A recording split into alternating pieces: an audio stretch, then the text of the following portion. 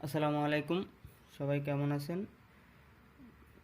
আজকে আমরা আলোচনা করব হিসাব বিজ্ঞানের খুবই গুরুত্বপূর্ণ একটি টপিক, জাবেদা নিয়ে। এই অধ্যায়টা খুবই গুরুত্বপূর্ণ, কারণ হিসাব বিজ্ঞানের প্রায় প্রতিটি অধ্যায়ের মধ্যে এই জাবেদার কিছু না কিছু ব্যবহার আছেই। তো চলুন শুরু করি। তো আমি মোট 30টা জাবেদা অন্তর্ভুক্ত করা হয়েছে, 30টা লেনদেন আমি এখানে অ্যাড করছি। যত প্রকারের জাবেদা আছে সব জাবেদাগুলো আমাদের এই 30টার ভিতর থেকে আসবে। আর যদি এই 30টার বাইরে থেকেও আসে, তাহলে আমরা যদি ভালোভাবে এই 30টা জাবেদা বুঝতে পারি, তাহলে আমরা বাকিগুলোও পারবো। তো আমাদের জাবেদা করতে হলে আমাদের দুইটা টপিক খুব ভালোভাবে বুঝতে হবে। প্রথম টপিক হচ্ছে হিসাব বিজ্ঞানের ডেবিট এবং ক্রেডিট খাতগুলো, অর্থাৎ কোন কোন খাতগুলো আমাদের ডেবিট হয় এবং কোন কোন খাতগুলো ক্রেডিট হয়। তো এই জিনিসটা আমরা রেওয়া মিলের মধ্যে আলোচনা করেছিলাম।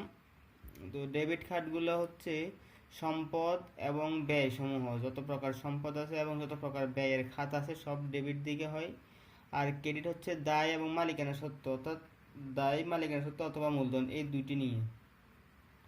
আমাদের টপিক 1 হচ্ছে এটা। আর জাবেদা করার জন্য আমাদের যে দ্বিতীয় টপিক, যেটা আমাদের খুবই গুরুত্বপূর্ণ, সেটা হচ্ছে ডেবিট এবং ক্রেডিট এর হ্রাস বৃদ্ধির প্রভাব। অর্থাৎ ডেবিট, একটা এন্ট্রি যদি ডেবিট হয় এবং সেটা যদি বৃদ্ধি পায় তাহলে আবার ডেবিট হবে, আর ডেবিট যদি হ্রাস পায় তাহলে ক্রেডিট হবে। আবার ক্রেডিট যদি বৃদ্ধি পায় তাহলে ক্রেডিট থাকবে, আর ক্রেডিট যদি কমে যায় তাহলে সেটা ডেবিট হয়ে যাবে। অর্থাৎ যদি বাড়ে সেটা যেটা আছে একই রকম থাকবে, আর যদি কমে যায় তাহলে সেটা তার বিপরীত হয়ে যাবে। যেমন একটা এন্ট্রি ডেবিট, সেটা যদি বাড়ে তাহলে ডেবিটই থেকে যাবে, আর সেটা যদি কমে তাহলে ডেবিটের বিপরীত ক্রেডিট হয়ে যাবে। অর্থাৎ আমরা বুঝতে পারলাম যে ডেবিট এবং ক্রেডিট দুইটাই যদি বাড়ে তাহলে একই রকম থাকবে, আর দুইটাই যদি কমে যায় তাহলে বিপরীত হয়ে যাবে। এই দুইটা জিনিস যদি আমরা বুঝতে পারি তাহলে জাবেদার কোনো প্রবলেম হবে না। তাহলে আমরা আমাদের জাবেদা শুরু করি। তো জাবেদা শুরু করার জন্য আমাদেরকে যেটা জানতে হবে, যে জাবেদা তৈরি করার জন্য আমাদের যে চকটা প্রয়োজন, সে চকটা হচ্ছে এরকম। আমাদের যেই প্রশ্নটা আসবে, প্রশ্নটার মধ্যে আমাদের একটা নাম দেওয়া থাকবে, অমুক একটা যে প্রতিষ্ঠানের নাম দেওয়া থাকবে। ওই প্রতিষ্ঠানটা আমরা উপরে লিখবো, প্রতিষ্ঠানের নাম আমরা উপরে লিখবো, ক খ গ লিমিটেড এর জাবেদা, এরপর তারিখটা দিয়ে দেব। আর আমাদের জাবেদার গড় হচ্ছে টোটাল 5টা হবে জাবেদা করার জন্য। তার মধ্যে প্রথমটা হচ্ছে তারিখ, আর যদি তারিখ না থাকে 1 2 3 সিরিয়াল ভাবে দেয় তাহলে আমরা লিখবো ক্রমিক। এরপরে হিসাবে শিরোনাম, অনেকে এটাকে আবার বিবরণও লিখতে পারে, কোনো সমস্যা হবে না। এরপরে খতিয়ান পৃষ্ঠা, জাবেদা করার জন্য আমাদের ছোট্ট একটা গড় দরকার, সেটা হচ্ছে খতিয়ান পৃষ্ঠা। আর আমরা যখন খতিয়ান করবো তখন এই গড়টা হয়ে যাবে জাবেদা পৃষ্ঠা। এরপরে হচ্ছে ডেবিট টাকা এবং ক্রেডিট টাকা। তো আমরা তারিখের মধ্যে তারিখ লিখবো, হিসাবে শিরোনামের মধ্যে হিসাবে শিরোনাম লিখবো, ক্রেডিট টাকার মধ্যে ক্রেডিট টাকা লিখবো, ডেবিট টাকার মধ্যে ডেবিট টাকা লিখবো। আর যে খতিয়ান পৃষ্ঠাটা আছে এটার কোনো কাজ নাই, এটা এমনি খালি থেকে যাবে। তো তাহলে আমরা আমাদের জাবেদাগুলো 1 নম্বর থেকে শুরু করি। আমাদের প্রথম জাবেদা হচ্ছে নগদ 1 লক্ষ টাকা নিয়ে ব্যবসা শুরু করা হলো, এটার জাবেদা করতে হবে। তো এটার জাবেদা হচ্ছে নগদান হিসাব ডেবিট, মূলধন হিসাব ডেবিট, ক্রেডিট। কারণ হচ্ছে আমরা যেহেতু নগদ টাকা নিয়ে ব্যবসা শুরু করলাম, তাহলে আমাদের হাতে নগদ টাকা আসছে, আর এই নগদ টাকাটা আমরা মূলধন হিসেবে ব্যবহার করলাম। তো এটা মূলধনও আছে, তার মানে হচ্ছে আমাদের যখন নগদটা হচ্ছে ডেবিট, এটা বেড়ে যাওয়ার কারণে ডেবিট হলো, আর মূলধনটা হচ্ছে ক্রেডিট, এটাও বেড়ে গেছে তাই মূলধনটাও ক্রেডিট হয়েছে। এরপর আমাদের দ্বিতীয় লেনদেনটা হচ্ছে, দ্বিতীয় ঘটনাটা হচ্ছে নগদ 1 লক্ষ টাকা, 50,000 টাকার আসবাবপত্র, 20,000 টাকার দেনাদার, 30,000 টাকার পণ্য, 70,000 টাকার যন্ত্রপাতি, 40,000 টাকার ব্যাংক জমা, 90,000 টাকার পাওনাদার নিয়ে ব্যবসা শুরু করা হলো। আচ্ছা, যখন আমরা শুধু নগদ টাকা নিয়ে ব্যবসা শুরু করছি তখন আমাদের শুধু নগদের জাবেদাটা হয়েছে। আর আমরা যদি নগদ টাকার পাশাপাশি আরও বিভিন্ন পণ্যদ্রব্য, সম্পদ, অথবা আমরা যদি দায় নিয়ে ব্যবসা শুরু করি তাহলে আমাদের সবগুলো তুলতে হবে। তাহলে আমাদের যে আমরা সম্পত্তির পাশে যেগুলো পেয়েছি সেগুলো আমরা একসাথে লিখে ফেলবো। যেমন নগদ 1 লক্ষ টাকা, সেজন্য আমরা নগদান হিসাব লিখলাম। 50,000 টাকার আসবাবপত্র, সেজন্য আমরা আসবাবপত্র লিখলাম 50,000 টাকা, দেনাদারও লিখলাম। আর আমাদের যে পণ্যগুলো নিয়ে আমরা ব্যবসা শুরু করছি, এই পণ্যগুলো আমাদের যখন আমরা লিখবো তখন সেটা পণ্য লেখা যাবে না, সেটা লিখতে হবে ক্রয়। এরপর হচ্ছে যন্ত্রপাতি, ব্যাংক জমা সব কিছু লিখলাম। আর ক্রেডিট পাশে, অর্থাৎ আমাদের ক্রেডিট পাশে হচ্ছে পাওনাদারটা ক্রেডিট, এই জন্য আমরা পাওনাদারটা ক্রেডিট লিখলাম। এরপর আমরা ডেবিট পাশে সবগুলো যোগ করলাম এবং ক্রেডিট পাশে যে একটা আছে সবগুলো যোগ করলাম।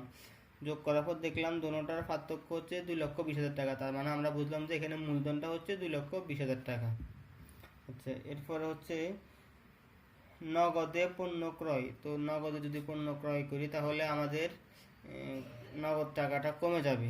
তো যেহেতু নগদান হিসাব ডেবিট, সবসময় ডেবিট হয়, আর যেহেতু এখন কমে গেছে তাহলে কমে গেলে বিপরীত হবে, তাই নগদান হিসাবটা আমাদের ক্রেডিট হয়ে যাবে। আর আমরা যে ক্রয় করলাম ক্রয় হিসাবটা আমাদের ডেবিট হবে, অর্থাৎ খরচের খাতটা আমরা কোন খাতে খরচ করেছি, আমরা ক্রয় খাতে খরচ করেছি, এই জন্য ক্রয়টা ডেবিট হবে। এরপরে হচ্ছে বাকিতে পণ্য ক্রয়। নগদে ক্রয় করলে নগদ টাকা যায়, বাকিতে পণ্য ক্রয় করলে নগদ টাকা যায় না, এই জন্য বাকিতে পণ্য ক্রয় করলে নগদের কোনো হিসাব আসবে না। তো ক্রয় হিসাব যেহেতু আগেও ছিল, বাকিতে ক্রয় করি আর বা নগদে ক্রয় করি, আমাদের ক্রয়টা তো করতে হয়, এই জন্য আমাদের ক্রয় হিসাবটা ডেবিটে থেকে যাবে। আর যেহেতু আমরা কারো কাছ থেকে কোনো জিনিস বাকিতে ক্রয় করব, তার মানে হচ্ছে আমরা তার কাছে খাঁটি বাংলা বলতে গেলে তার কাছে আমরা একরকম ঠেকায় পড়ে যাবো, সে আমাদের একরকম পাওনাদার হয়ে যাবে, আর এই জন্য পাওনাদারটা ক্রেডিট হবে।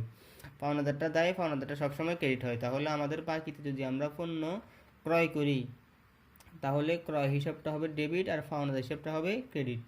এরপরে পণ্য ক্রয় করে চেক প্রদান। আচ্ছা, এটা যদি পণ্য ক্রয় করে চেক প্রদান করি তাহলে আমাদের এখানে বাকিতেও হলো না, আবার নগদ টাকাটাও গেল না, আমাদের ক্রয়ের যে টাকাটা খরচ হলো এই টাকাটা গেলো আমাদের সরাসরি ব্যাংক থেকে। এজন্য আমরা লিখবো ক্রয় হিসাব ডেবিট, যেহেতু ব্যাংক থেকে টাকা কমে গেছে, ব্যাংকটা সাধারণত ডেবিট হয়, এখন যেহেতু ব্যাংক হিসাবটা ডেবিট, এখন যেহেতু ব্যাংক হিসাব থেকে টাকা কমে গেছে তাই এটা বিপরীতটা হবে, সেহেতু ক্রয় হিসাব হবে ডেবিট এবং ব্যাংক হিসাব হবে ক্রেডিট। এরপরে হচ্ছে স্থায়ী সম্পত্তি বাবদ পণ্য ক্রয়, অর্থাৎ আমি 1,00,000 টাকার পণ্য ক্রয় করলাম, তাকে আমি টাকাও দিলাম না, আবার পণ্যগুলো বাকিও রাখলাম না, আবার ব্যাংকের মাধ্যমেও দিলাম না। আমরা কি করলাম, তাকে আমার যে সম্পদ আছে সম্পদ থেকে কিছু অংশ তাকে দিয়ে দিলাম, আর ওই সম্পত্তির পরিমাণ আমি ক্রয় করলাম। তো এই সম্পদটা আমাদের হচ্ছে আসবাবপত্র হতে পারে, দালান কোঠা হতে পারে, ভূমি হতে পারে, ঠিক আছে। তো আমরা ক্রয় হিসাব লিখলাম। আর সম্পত্তির খাতটা এই জন্য লিখছি যাতে আমাদের সম্পত্তির খাত যেটা থাকে আমরা সেটা লিখতে পারি। যেমন আমাদের সম্পত্তিটা যদি আমরা আসবাবপত্রের বিনিময়ে ক্রয় করতাম তাহলে আমরা এখানে আসবাবপত্র হিসাব লিখবো। যদি দালান কোঠার বিনিময়ে ক্রয় করি তাহলে দালান কোঠা লিখবো, অর্থাৎ যে সম্পত্তির বিনিময়ে আমরা ক্রয় করি ওই সম্পত্তির খাতটা আমরা ক্রেডিট করব, আর ডেবিট হবে ক্রয় হিসাব। এরপর নগদে পণ্য বিক্রয়। নগদান হিসাব ডেবিট, যেহেতু নগদ আমরা বিক্রি করলাম, আমাদের নগদ টাকাটা বেড়ে গেছে, সেহেতু নগদান হিসাব ডেবিট হয়েছে এবং বিক্রিটা সবসময় ক্রেডিট হয়, তাই ক্রেডিট হয়েছে।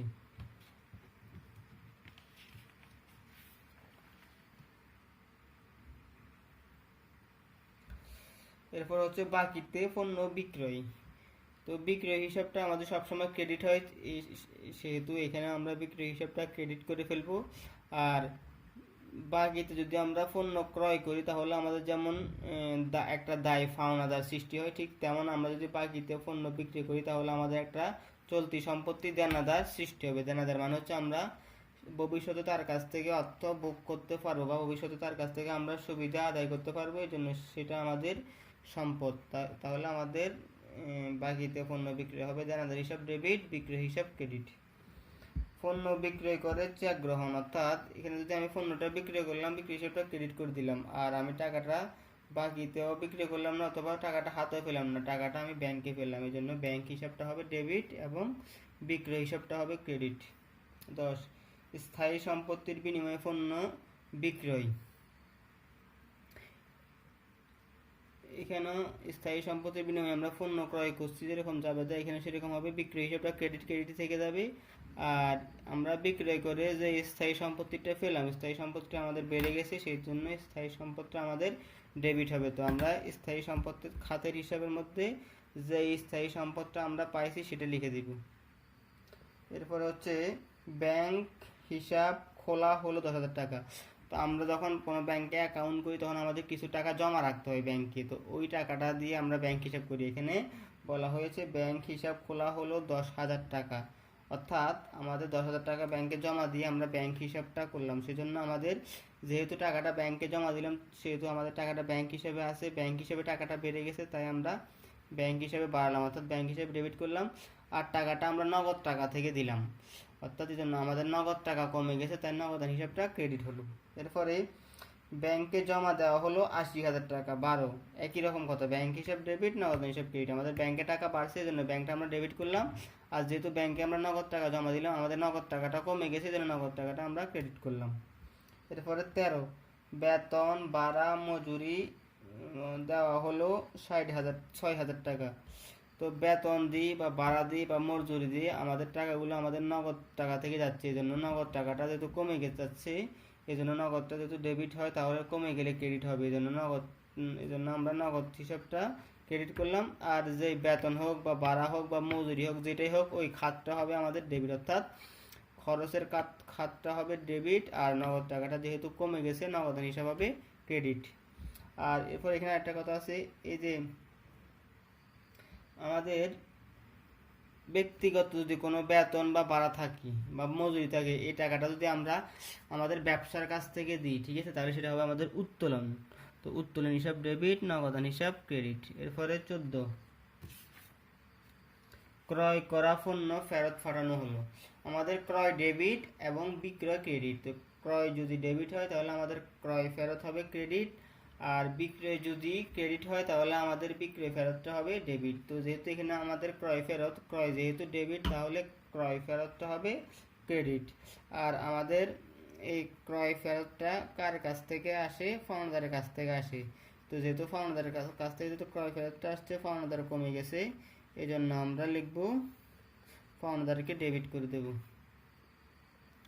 এরপর হচ্ছে আমাদের বিক্রয় করা পণ্য ফেরত আসলো, অর্থাৎ এখানে আমরা যখন কারো কাছ থেকে পণ্যটা বিক্রয় করব তার কাছ থেকে আমরা টাকা পাবো, সে আমাদের দেনাদার হয়ে যাবে। এখন যেহেতু সেই পণ্যটা ফেরত দিয়ে দিছি তাহলে তো আমাদেরকে আর টাকা দিবে না, মানে দেনাদার দিবে না, এই জন্য আমরা দেনাদারটাকে বিয়োগ দেব। দেনাদার যেহেতু ডেবিট, এটা যখন কমে যাবে বা বিয়োগ দেব তখন সেটা ক্রেডিট হয়ে যাবে। আর বিক্রয় করলে বিক্রয়টা ক্রেডিট হলে বিক্রয় ফেরতটা ডেবিট হয়ে যাবে। সুতরাং বিক্রয় ফেরত হিসাব ডেবিট, দেনাদার হিসাব ক্রেডিট।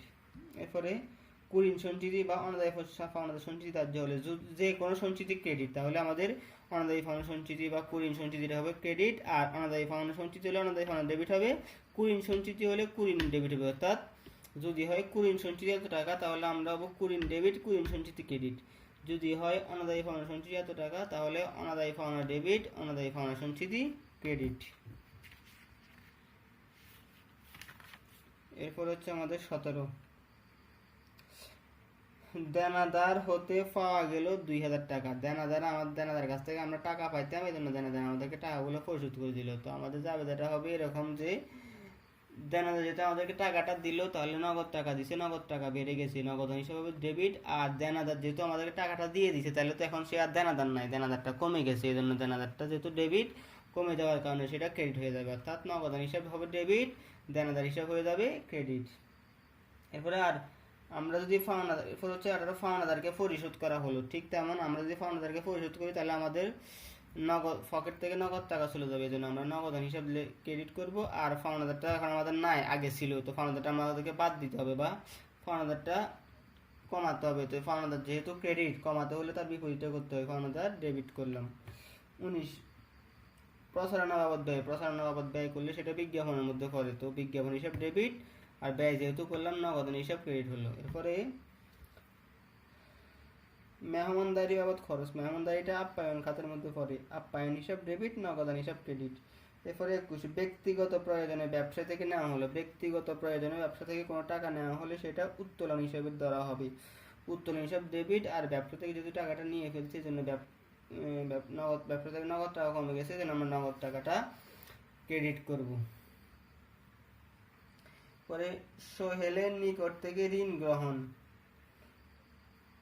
যেহেতু আমরা সোহেলের কাছ থেকে ঋণ গ্রহণ করলাম আমরা নগদ টাকা পেলাম, এই জন্য নগদান হিসাব ডেবিট হবে, আর ঋণ হিসাব হবে ক্রেডিট। অনেকে আবার এখানে সোহেল নাম অথবা পাওনাদার নাম দিতে পারে, সেটাও রাইট হবে, কোনো সমস্যা নেই। এরপরে হচ্ছে শরীফকে ঋণ দেওয়া হলো 2 লক্ষ টাকা। ঠিক তেমন যেহেতু ঋণ দিলাম, আমরা নগদ টাকা থেকে ঋণ দিলাম, নগদ টাকা থেকে কমে গেল, এই জন্য নগদ টাকাটা আমরা ক্রেডিট করলাম আর ঋণ হিসাবটা ডেবিট করলাম। এখানে পাওনাদার অথবা শরীফের দেনাদার অথবা শরীফের নামও দেওয়া যাবে। আচ্ছা, এরপরে 24 আসবাবপত্রের অবস্থা ধার্য করা হলো 3000 টাকা। অবশ্যই হিসাব ডেবিট, আর যেহেতু আসবাবপত্রের দামটা কমে গেছে এই জন্য আসবাবপত্রকে আমরা ক্রেডিট করলাম, আসবাবপত্রের হিসাব ক্রেডিট। এরপরে 25 হলো সোহেলকে পূর্ণ নিষ্পত্তিতে 95,000 টাকা প্রদান। সোহেল আমাদের কাছে পাইতো 1 লক্ষ টাকা, আমরা তাকে দিলাম 95,000 টাকা। আবার এখানে বলা হয়েছে পূর্ণ নিষ্পত্তিতে, অর্থাৎ সে আমার কাছ থেকে ভবিষ্যতে আর কোনো টাকা আশা করতে পারবে না, যা দেওয়া হয়েছে দিয়ে দিছি। তো আমি তার কাছ থেকে নিলাম 1 লক্ষ টাকা, আর তাকে দিলাম 95,000 টাকা, তাহলে বাকি 5,000 টাকা আমি বাট্টা পাইছি। তো যেহেতু তাকে আমি নগদ টাকা থেকে 95,000 টাকা পরিশোধ করে দিলাম, এই জন্য নগদ টাকাটা আমরা ক্রেডিট করলাম, নগদ টাকাটা বাদ দিলাম। আর প্রাপ্ত বাট্টা হিসাব ডেবিট, কারণ সকল আয় হচ্ছে ক্রেডিট, প্রাপ্ত বাট্টা ক্রেডিট। আর সোহেল আমাদের পাওনাদার ছিল এতদিন, যেহেতু এখন আর নাই, পাওনাদার এখন বাদ দিতে হবে। তো পাওনাদার ক্রেডিট, পাওনাদারকে বাদ দেওয়ার জন্য ডেবিট করতে হবে। যেটা ক্রেডিট হবে সেটাকে বাদ দেওয়ার জন্য তার বিপরীতটা করতে হবে, অর্থাৎ ডেবিট করতে হবে। আর যেটা ডেবিট সেটাকে বাদ দেওয়ার জন্য তার বিপরীতটা করতে হবে, অর্থাৎ ক্রেডিট করতে হবে। এরপরে একই রকমভাবে শরীফের কাছ থেকে পূর্ণ নিষ্পত্তিতে 1,98,000 টাকা আদায়। শরীফকে আমরা দিলাম 2 লক্ষ টাকা, তার কাছ থেকে পেলাম 1,98,000 টাকা পূর্ণ নিষ্পত্তিতে, অর্থাৎ ভবিষ্যতে আর পাবো না। সেজন্য আমাদেরকে কি করতে হবে, যেহেতু আমরা নগদ টাকাটা পেলাম, নগদান হিসাব লিখলাম, আমরা নগদ পাইছি 1,98,000 টাকা, 1,98,000 টাকা লিখছি। এরপরে তাকে আমরা বাট্টা দিচ্ছি 2,000 টাকা, ওটা খরচ এক ধরনের ব্যয়, সেই 2,000 টাকা ডেবিট। আর তার কাছ থেকে পুরো দানাদার হিসাব 2 লক্ষ টাকা, অর্থাৎ 2 লক্ষ টাকার মতো আর কোনো টাকা আমি তার কাছ থেকে পাবো না, এই জন্য 2 লক্ষ টাকা হয়েছে। এরপরে 27 ক্যাশ বাক্স থেকে চুরি 5,000 টাকা। ক্যাশ বাক্স থেকে চুরি হোক বা ক্যাশ বাক্স থেকে হারিয়ে যাক বা অগ্নিকাণ্ডে দুর্ঘটনাক্রমে ফুরিয়ে যাক, সব কিছু হবে বিবিধ ক্ষতি। বিবিধ ক্ষতি হিসাব ডেবিট, আর নগদ টাকা থেকে যেহেতু কমে গেছে, নগদ টাকা আমরা ক্রেডিট করলাম, নগদান হিসাব ক্রেডিট। 28 ব্যাংক সুদ সহ যে কোনো সুদ পাওয়া গেল। ব্যাংক সুদ যদি পাওয়া যায় তাহলে ব্যাংক হিসাব ডেবিট, ব্যাংক সুদ হিসাব ক্রেডিট। যদি বিনিয়োগের সুদ পাওয়া যায় তাহলে বিনিয়োগ ডেবিট, বিনিয়োগের সুদ ক্রেডিট। এরপরে ব্যাংক চার্জ দেওয়া হলো, তো ব্যাংক চার্জ যদি দেওয়া হয় তাহলে ব্যাংক চার্জ হিসেবে ডেবিট, আর আমাদের ব্যাংক চার্জটা যেহেতু আমাদের ব্যাংক থেকে কাটা যাবে তাহলে আমাদের ব্যাংক থেকে টাকা কমে যাবে, এই জন্য ব্যাংক হিসাবটা আমরা ক্রেডিট করবো। তাহলে দাঁড়াই ব্যাংক চার্জ হিসাব ডেবিট, অর্থাৎ ব্যাংক চার্জটা হচ্ছে খরচের খাত ডেবিট, আর ব্যাংক থেকে টাকাটা গেছে ব্যাংক ক্রেডিট। এরপরে 30 রহিমের কাছ থেকে ধার করে পাওনাদার করিমকে পরিশোধ। আচ্ছা, এখানে আমাদের দুইটা পাওনাদার, একটা পাওনাদার রহিম, একটা পাওনাদার হচ্ছে করিম। তো আমরা রহিমের কাছ থেকে ধার করলাম, সেহেতু আমাদের পাওনাদার রহিমটা ক্রেডিট হবে, আর পাওনাদার করিমকে পরিশোধ করলাম। পাওনাদার করিম আগে আমাদের কাছ থেকে টাকা পাইতো, এখন যেহেতু রহিমের কাছ থেকে ধার নিয়ে আমি তাকে দিয়ে দিলাম, সে এখন আমাদের কাছে আর টাকা পাবে না, অর্থাৎ আমাদের পাওনাদারটা নাই। তো এই পাওনাদারটাকে যদি আমাদের ধ্বংস করতে হয় বা পাওনাদারটাকে যদি বাদ দিতে হয়, পাওনাদার যেহেতু ক্রেডিট, তাই পাওনাদারকে বাদ দেওয়ার জন্য, পাওনাদারকে কমানোর জন্য আমাদের ডেবিট করতে হবে। তাহলে এক পাওনাদার হচ্ছে করিম ডেবিট, আর আরেক পাওনাদার অর্থাৎ নতুন পাওনাদার রহিম হচ্ছে ক্রেডিট। তো এই হলো আমাদের জাবেদা। এখানে আমি 30টা জাবেদা করার চেষ্টা করছি, একটু দ্রুত করছি, আশা করি আপনারা বুঝতে পারবেন। এই 30টা জাবেদা যদি আমরা ভালো মতে একটু লক্ষ্য করে খেয়াল করি তাহলে সবগুলো জাবেদা আমরা পারবো। তো এখানে ম্যাক্সিমাম যাবে, তার মধ্যে একটা জিনিস খুবই মিল, সেটা হচ্ছে খরচের খাতগুলা। যেহেতু খরচ করলে আমাদের নগদ টাকা থেকে কমে যায়, এই জন্য আমরা নগদান হিসাবটা ক্রেডিট করে দিব, আর যত প্রকার খরচের খাত আছে ওই খাতগুলো ডেবিট করবে, যেমন বিজ্ঞাপন হিসাব, আপ্যায়ন হিসাব, ভাড়া হিসাব, বেতন হিসাব, মজুরি হিসাব, এগুলো হচ্ছে আমরা ডেবিট করে দেব। তো এই ছিল ভিডিও, সবাই ভালো থাকবেন, আসসালামু আলাইকুম।